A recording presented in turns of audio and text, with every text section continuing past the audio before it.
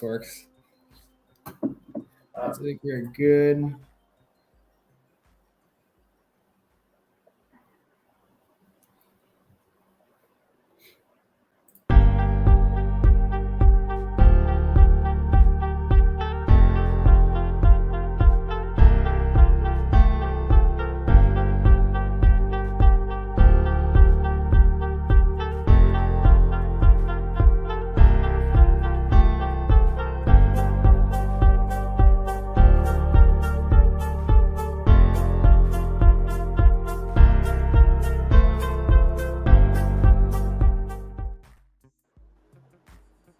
Nice.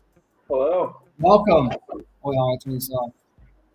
Yeah, we're good. Welcome. First episode of 15 at 5. Super excited. Kick back. Yep, now we're good. Welcome. 15 at 5. First episode. This is something I've been wanting to do for a while. It's just a quick live, 15 minutes every Monday at 5, you know? A lot of people don't want to sit through an hour of whatever, so it's just a quick 15 minutes. The thought process behind this was just for Izaiah and I to hit record on some conversations that we normally have just as business partners, just either whether it's about life or health or things that we like. For this episode, it's just going to be multifamily because that's what we love. And I think it's an easy one to kick it off with. So, yeah, appreciate you being here, Izaiah. Yeah, of course. Yeah, I think it's a great idea what you're doing right now. So. Nice. So we're just gonna jump right in. So what is multifamily real estate? Give some of the people an idea of what it is who may not know real estate or who may not be familiar. Yeah, so I would say multifamily real estate is apartments. So a lot of college kids and stuff there are in apartments. So it's not dorms. It's not like student housing. It could be considered student housing, but kind of a good idea of what multifamily is in my eyes is basically apartments. There's a duplex, triplex. Those are the smaller multifamilies, 4 units, 5 units, and on. And it's basically just apartments. And the difference between a condo and a multifamily property is that a condo is where you own a section of the apartment. So, for example, a duplex, it would be called condex if you own a section of it. And for a duplex is where you're renting out a portion of the property. So I would just say it's apartments, just to keep it simple, though. Yeah, I'd say apartments. So single family is just your traditional house that you'd buy as a homeowner. Multifamily, I think, is just anything 2 units or above. So it could be 2 units up to 100 units. And those buildings come in all shapes and sizes. So you get a duplex, which is only 2 units, a triplex, which is 3 units. You could be getting 5-unit buildings. Any number, there's that number in one building. So typically people like to own more units in one building because it's just less upkeep. So you'd rather, in an ideal world, own 100 units under one roof versus 50 duplexes, right? Because it just makes sense that it's less work. But that is perfect. I'm actually going to set a timer, I think, like 3 minutes. Just see. I'm trying to figure out the formats. Like, we're asking a few questions here. Maybe it's better just to do 3 questions or it could just be one question and keep going. Yeah, one question. Maybe it's just one question and we talk about it. And then there's like time for questions at the end. So maybe that's what we'll do. We'll hit on these things, but we'll just kind of talk about these and see if there's any questions at the end. But so, yeah, so as you're saying, large multi versus small multi, like, I mean, what do you think is better and at what stage is each applicable? Like, is it good to start out in small multifamily to get experience and to kind of get some of that under your belt, or is it just better to jump into large multifamily? Yeah, so I guess I'll first explain the difference between small multi and big multi. So small multi, so there's single families, and then there's small multi, which is a duplex to 4 units, because they're valued differently compared to 5 units or more. And so basically the difference in value is the 2 unit to 4 unit is valued on the condition, basically like comps, which is kind of a fancy word of saying comparables. So for example, if a single family or a 3 unit sells for $500,000 on like Main Street, and another 3 unit, exact same floor plan, same unit count, 3 unit sells for I don't know, 550, then it's just a good idea of what those properties would sell for. So basically 2 to 4 units are valued based off of the condition and similar properties that have sold, compared to 5 units or more. They're valued on the income that the property generates, which is a pretty cool paradigm that I think both me and you had, where you can just increase the income, basically increase the rent, which also increases the amount of money you make every month, which also increases the value of the property. So Jake, I don't know if you want to dive a little bit more into that, because like if you have questions, I can just kind of keep going on that. Yeah, so I think it's like small versus large multifamily too, because I think that's a good point. Like the distinction between residential and commercial multifamily, right? Because residential is 1 through 4 units. So that's valued based on comparables, right? So if 123 Main Street's a 3 unit and it has all 2 bedrooms, it's going to compare to another 3 unit that sells on Main Street that has 3 units, right? So it's different than the income approach of 5+ units. But I think another sector of that is like small multifamily could be like 2 to like 20 units almost. You know what I mean? And then 20 to like 50 is like mid range. And then 50 up is like large multifamily. What are your thoughts on that?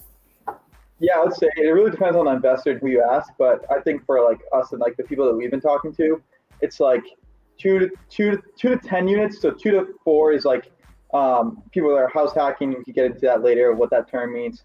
But those are like the smaller people that are getting started, and then 5 to like 10 units, 5 to like 20 units is like the I don't know, you're really building up your portfolio and consider like the mom and pop kind of owner in that case. And then I don't know, I'd say like 20 units or more when you start like buying those buildings, like 20 to 100.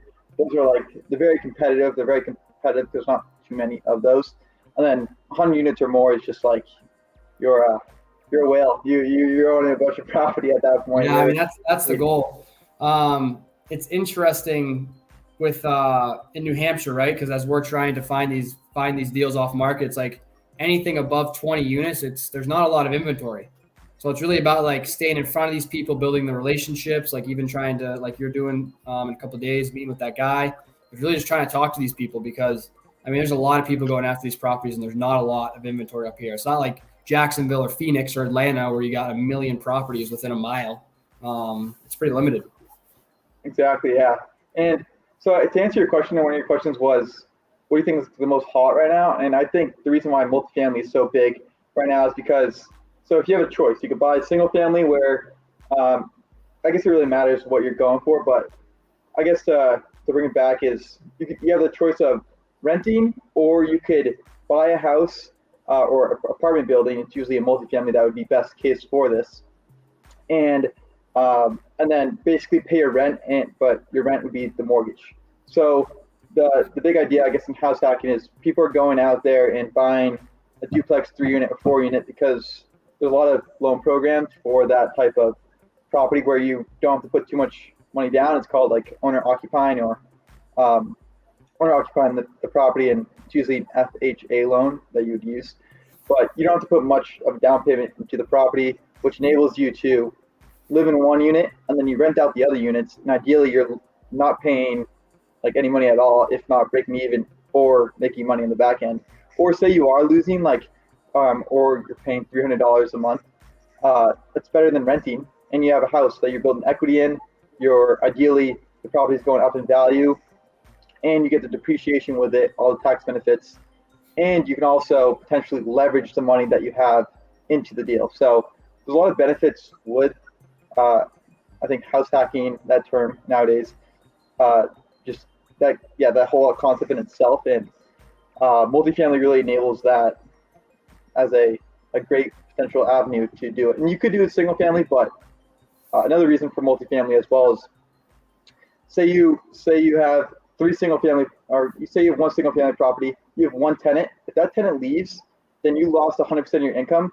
But if you have a triplex and 1 tenant leaves, you still have 2 people paying your rent, or 1 person pay your rent if you're living in the property. So this just inherently mitigates your risk if you buy a multi. 100%. Yeah, I think that's 2 big things. One is, right, if you have multiple tenants and 1 leaves, it's not a big deal. I think another thing is like all the capital expenditures being like roofs, furnaces, doing the siding, all of that. If you could have 10 units under 1 roof, it's less maintenance overall, because if you have 10 houses, you have 10 roofs, you have 10 furnaces, you have 10 hot water heaters, you have 10 sewers and wells and all this stuff to deal with. But if it's all under 1, all that capital expense stuff is all condensed, and it's only doing like the unit turns, like fixing up the kitchens, the bathrooms, stuff like that when people get out.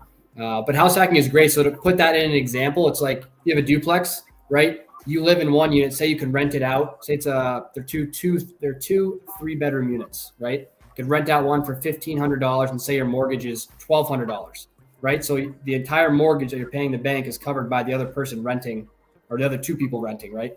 So in that case, you'd have a little bit of cash flow. We had just a note on that as well, right? So you have your rents, then you have the mortgage, but there's also other expenses in there, right? You got to pay for utilities. You got to have like a little bit of a war chest, which is like your reserves. So there's a couple other things besides the mortgage that you need to account for. But it's definitely a great move to get started. And I feel like when we first kind of got into real estate like 3-4 years ago, I know you're a little longer, like 5 years, but like the first things I kind of ever learned was like house hacking from Brandon Turner. And it's like, now I feel like it's blown up so much more. It's so much more popular. Everyone's trying to house hack. Yeah, and going off of that too, like you could technically do it with single families too. You could just basically live in one room and rent out the other rooms if it's a 3-bedroom house. But there's a lot more, I don't know, your comfortability of living is a lot, like, 'cause you live in the same, literally like the same area as them. So that's another reason why multifamily is more attractive. Because like you could do it with a single family, but it's basically more ideal to do it with a duplex, triplex, or 4-unit. You could do it with an ADU too. An ADU for a single. True. Those are more popular out west, I think, even in like California and stuff. You see a lot of ADUs, which is like accessory dwelling unit. So it's like you have your main house, and then you have maybe like a little guest house in the back that you can rent out. Or it's the same thing with like an in-law, right? Maybe you have an in-law. In-law is like a good kind of medium between multifamily and single, because you're not renting it out by the room. It's like a separate spot, you know? Yeah, it's like in-law and ADU. Are they the same thing, or what would you say? Yeah, they might be the same thing. I always just thought an in-law was like it's in the house. It probably is the same thing. I thought in-law was like it's like in the house, attached, and an ADU is like a separate building. But I'm wrong. Real quick, before we get off here, scaling. I guess real quick, our favorite aspects of multifamily. What's your favorite part of multifamily? Would you say, or one of them? You could.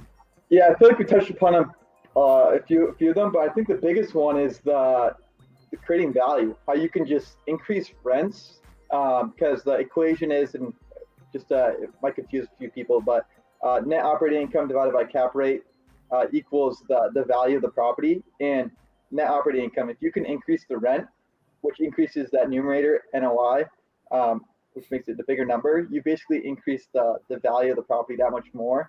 So it's cool because you're kind of like killing 2 birds with 1 stone when you do that, because you get potentially more cash flow, and you also raise the value of the property. So I think that's the biggest thing I like about multifamily. What about you? Yeah, I'd say that's what's great about the commercials, like the NOI, right? It's all about increasing the NOI, because so the cap rate's like a percentage. Say it's 7%. A town has like a given cap rate depending on how nice it is, right? So say a town has like Somersworth, it's like a 7% cap rate. All you have to do is increase the NOI, so you can either increase the rent or you can cut expenses.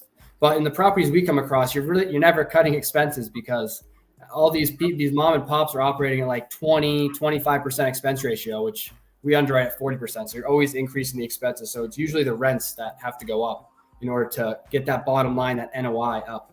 But I think multifamily too is just the scalability. I just think it's the best thing in real estate, at least in residential real estate. It's leaps and bounds better over single family. So I think we're trying to niche down on that, not get shiny object syndrome, and really just be experts in multifamily. That's the goal. And another thing off of that too is like another way you can increase income. Like another reason why I like it is like, so the property is it's a 5-unit, or 5-unit more for this to apply, but you can add like a laundry facility in the area, or like laundry machines, or you can make the tenants pay their utilities. Basically, doing all this increases the income in the end, which also just makes the value go up that much more. Because like you can also be charging for pets, right? You can pay $50 a thing per tenant, which could also increase the value of the property, which is like such a baffling idea when I first heard of it. Yeah, there's a lot of things to do, and that's another video just to get into your experience, because Isaiah's underwrote a lot of like large multifamilies for a couple investors that we've worked with. So like 300-400 unit buildings. That's a whole nother animal when it comes to multifamily, from anything 50 units or under, but just interesting. So we're approaching here 15-minute mark. We're going to have to save scaling fast and paying off debt for another video because we like to run a tight ship here. So 15 minutes, we're at the mark, 15 at 5. Appreciate y'all. We'll see you next week, Monday at 5 p.m. Peace.